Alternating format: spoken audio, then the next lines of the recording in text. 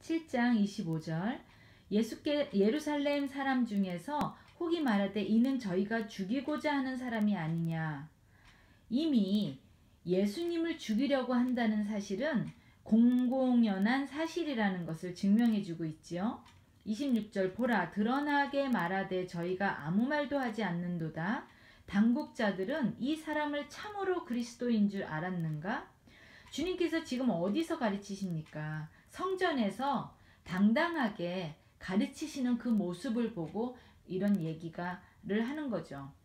주님은 분명히 자신이 어떻게 죽는지를 아시는 분이잖아요.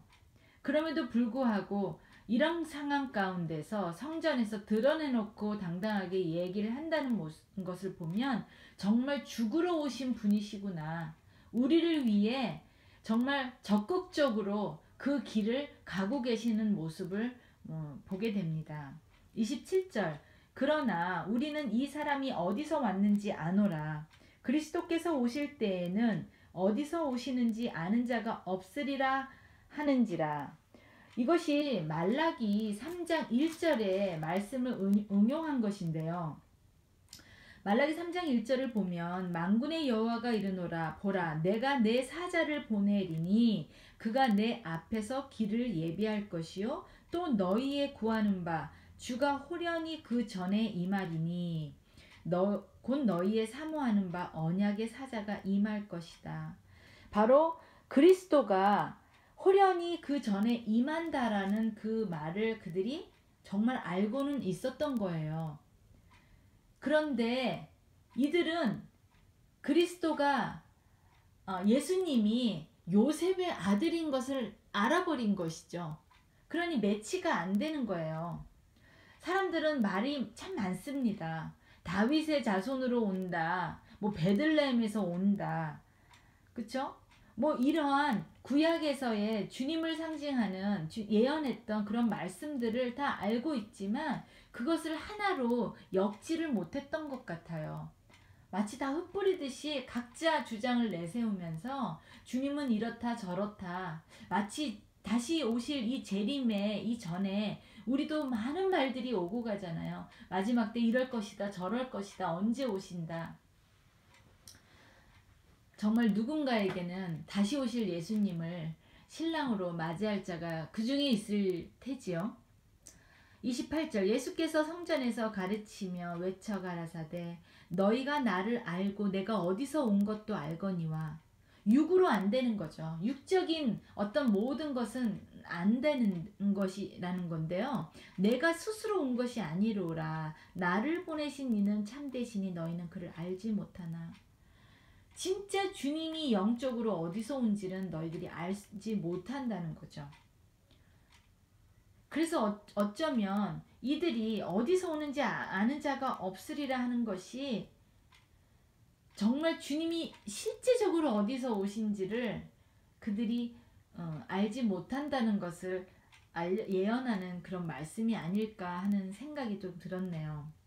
29절 나는 아노니 이는 내가 그에게서 났고 그가 나를 보내셨음이니라 하신대. 정확한 이야기는 말씀은 안 해주시지만요. 들을 게 있는 자는 들을지 않았을까 싶네요. 30절 저희가 예수를 잡고자 하나 손을 대는 자가 없으니 이는 그의 때가 아직 이르지 아니하였음이로라. 예수님은 반드시 6월절에 돌아가셔야 되죠. 왜? 6월절 어린 양이 시기 때문이죠. 지금은 장막절로서 아직 4달의 시간이 남아 있습니다. 주님은 카이로스, 주님의 때에만 그 구속사적인 역사가 이루어지는 것입니다. 31절 무리 중에 많은 사람이 예수를 믿고 말하되 그리스도께서 오실지라도 이 행하실 표적이 이 사람의 행한 것보다 더 많으랴 하니. 네, 맞습니다. 주님이 행하신 표적은 정말 그 표적 자체가 목적이 있는 게 아니라 표적이 가리키는 그것을 위해서 하신 것이기에 표적을 통해서 예수 그리스도를 믿기 위해 주님께서 하셨다는 거죠. 그래서 그 표적으로 말미암아 사람들은 과연 진짜 오실지라도 이보다 더 하겠느냐라는 말인데요. 정말 주님께서는 그 정도로 많은 표적을 보이셨다는 거죠.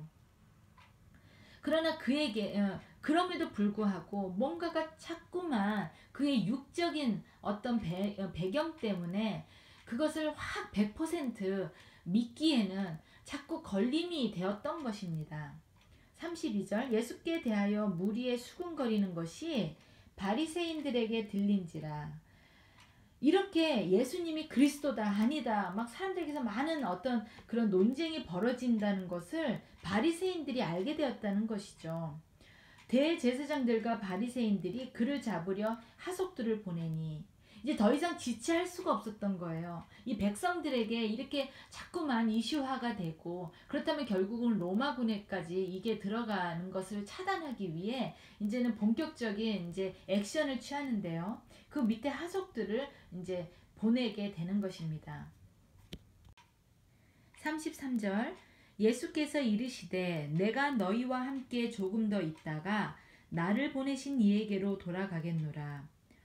주님께서 언젠가 돌아가신다는 그 사실을 조금씩 점진적으로 이렇게 알려주고 계십니다.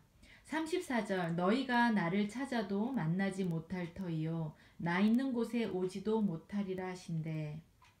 주님께서 돌아가시고 난 후에는요 우리가 아무리 주님을 보고 싶어도 볼 수가 없죠. 찾아도 찾을 수가 없는 것입니다.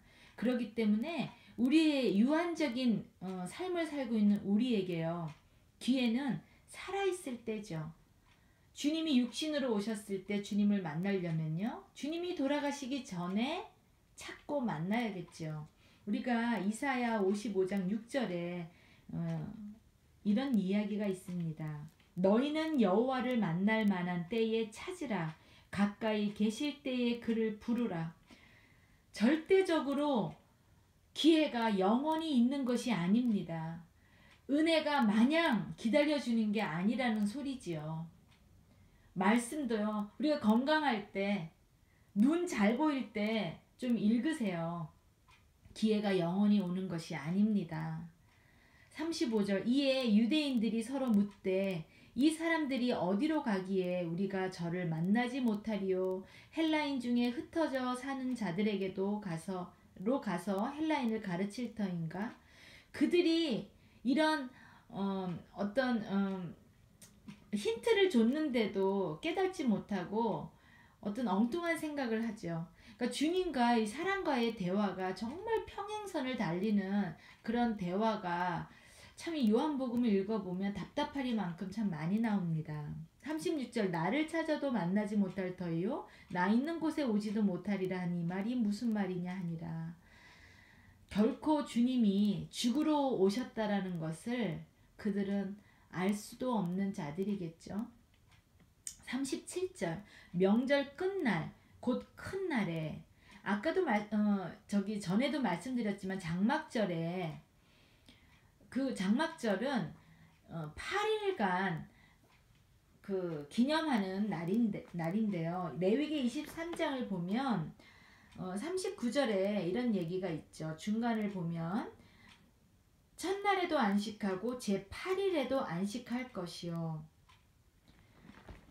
바로 그 8일째 되는 날에 예수님께서 이런 얘기를 하시는 거예요. 예수께서 서서 외쳐 가라사대 누구든지 목마르거든 내게로 와서 마시라. 왜냐 주님께서 생수 되시는 분이시기 때문에 사마리아 여인에게 말씀하셨던 것처럼 자신이 생수라는 겁니다. 장막절에는 많은 축제들이 열려져요. 정말 많은 그 절기 중에 가장 축제다운 축제, 기쁨의 축제의 날이 장막절이에요. 초막절 기간 동안에는요. 제사장이 매일 실로암 못에서 물을 길어다가 성전 제단 서쪽 편에다가 붓는 예식을 했어요. 그래서 이른 비와 늦은 비를 때에 맞춰서 내려달라고 기도를 했던 거죠. 그런 예식이 치러지고 있는 바로 그 상황 가운데 주님이 내가 곧 비를 내려주고 이른 비를 늦은 비를 때에 맞춰서 내려주는 주권자라는 것을, 그리고 자신이 생명의 물이라는 것을 알려주고 계시는 것입니다.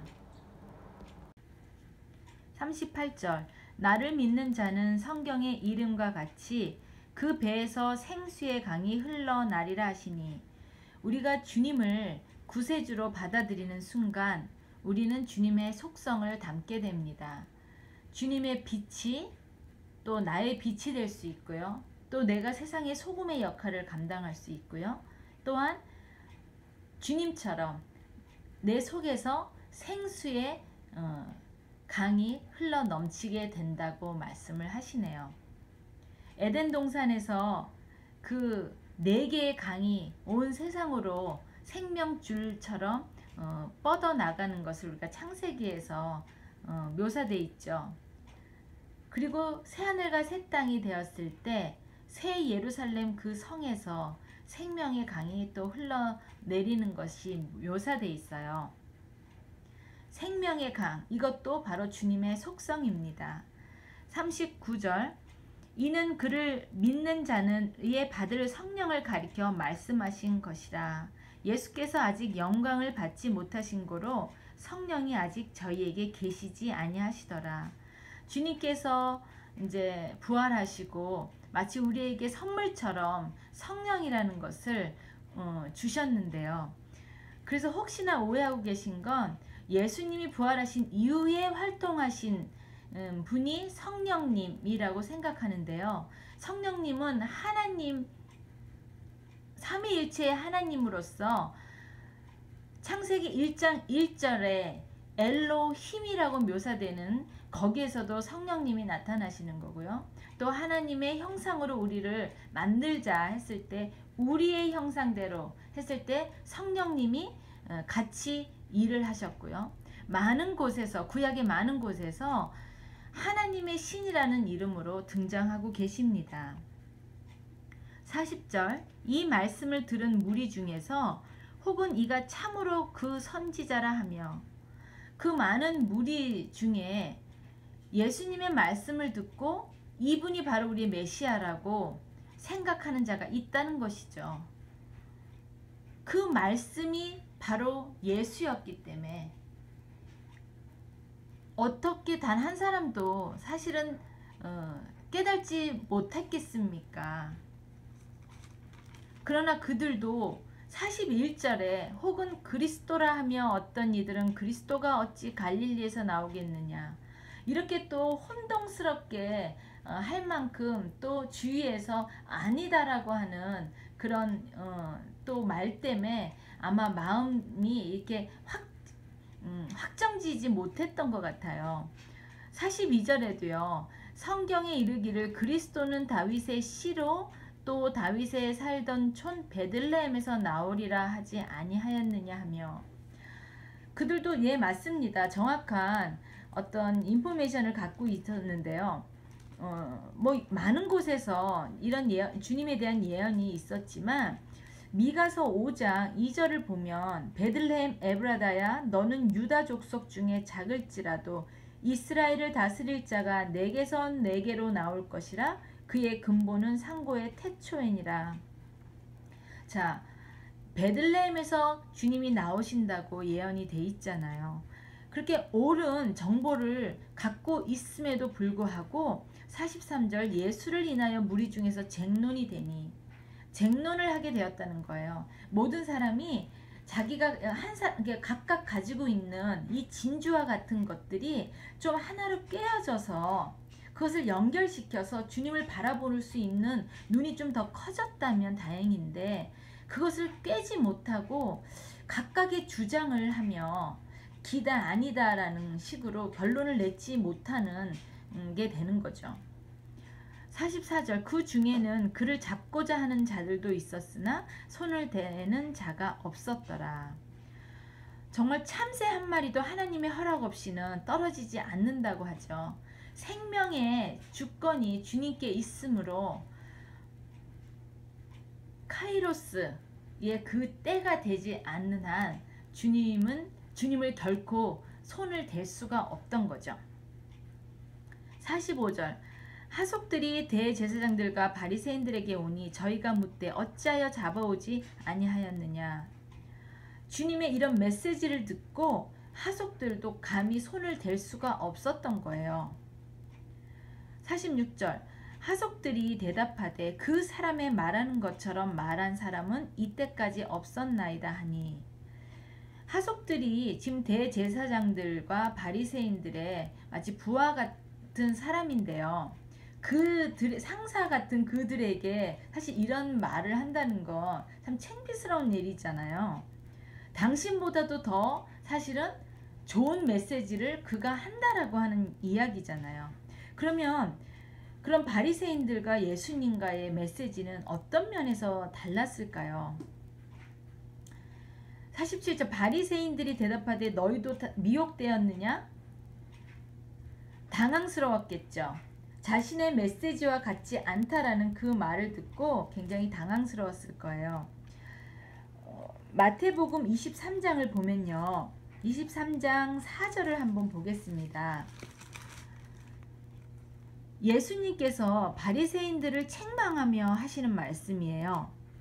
너희들은 무거운 짐을 묶어 사람들의 어깨에 지우되 자기는 이것을 한 손가락으로도 움직이려 하지 아니하며, 많은 율법과 옳은 얘기는 사람들에게 가르쳐 주어도 그래서 사람들에게 그 어깨에 멍에를 잔뜩 짊어지었을 때 자기는 그것을 덜어주려고 하지도 않았고 자기도 그렇게 실천하지 않았다는 것을 꼽으신 거죠.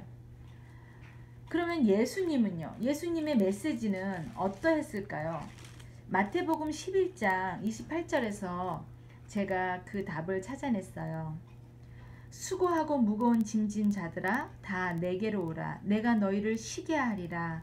나는 마음이 온유하고 겸손하니 나의 멍에를 메고 내게 배우라. 그러면 너의 마음이 쉼을 얻으리니 이는 내 멍에는 쉽고 내 짐은 가벼움이니라.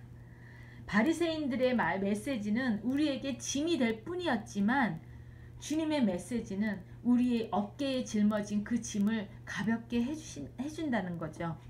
하속들도 그것을 느꼈던 것 같아요. 49절 율법을 알지 못하는 이 무리는 저주를 받은 자로다. 겨우 한다는 소리가 바리새인들이 이런 얘기를 합니다. 갈라디아서 3장을 한번 볼게요. 과연 누가 저주받은 자인지 한번 볼까요? 갈라디아서 3장 10절 무릇 율법 행위에 속한 자들은 저주 아래 있나니 기록된 바 누구든지 율법 책에 기록된 대로 온갖 일을 항상 행하지 아니하는 자는 저주 아래 있는 자라 하였습니다. 율법만을 강조했던 그 자가 바로 저주 아래 있었다는 것. 그 무거운 멍에를 메고 있던 자는 바로 자신들이라는 것을 깨달지 못하고 하는 말이지요.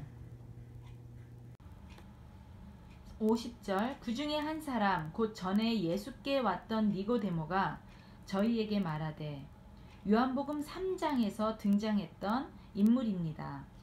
51절 우리 율법은 사람의 말을 듣고 그 행한 것을 알기 전에 판결하느냐? 그 바리새인의 무리 중에 바로 니고데모가 있었다는 거죠. 그렇다면 꽤 높은 위치에 있었다는 걸 증명해주고 있는데요. 율법을 드러내며 주님을 변론하는 이 모습에서 우리가 요한복음 3장에 예수님을 믿고 구원을 받았다라는 결론을 거기에 써있지 않기 때문에 우리가 자세히 우리가 확증 지을 수는 없었지만 지금 이렇게 예수님을 대변하는 모습을 보고 아, 그때 그가 예수님을 만났구나 이렇게 추측해 볼 수가 있는 거죠. 52절 저희가 대답하여 가로되 너도 갈릴리에서 왔느냐? 상고하여 보라. 갈릴리에서는 선지자가 나지 못하느니라 하였더라. 예수님 때문에 동료들에게 비난 아닌 비난을 받게 되는데요. 마태복음 2장 23절에 이런 이야기가 써 있어요. 나사렛이란 동네에 와서 주님이 사시니 이는 선지자로 하신 말씀에 나사렛 사람이라 칭하리라 하심을 이루려 함이라라. 사실은 성경 전반에 걸쳐서 나사렛에서 나사렛 사람이다 라고 칭할 것이라는 예언은 없어요. 그래서 이것은 구전으로 사람들에게 전해온 어떤 예언이라고 보고 있죠. 그런데 이제 이 바리새인들은 그런 것을 이제 믿지 않았다라고 하는 말이 되겠죠. 53절 다 각각 집으로 돌아가고, 굉장히 짧은 이제 9절로 이제 7장이 마무리가 됩니다. 왜 각각 집으로 돌아갔을까요? 7장 전반에 걸쳐서 계속 나왔던 게 사람들의 어떤 논쟁이었어요. 주님은 메시아인 것 같다, 아닌 것 같다, 어디서 난다고 하더라, 뭐 어떤 지방 사람일 것이다 라는 등등의 계속해서 예수님에 대한 논쟁이 있었죠. 결국은 바리새인들조차도 이렇다 저렇다 하는 어떤 말이 많았고 하나의 일치되는 의견을 보이지 못했기 때문에 그냥 각자 집으로 그냥 돌아갔다라는 것으로 이 7장이 마무리되고 있네요.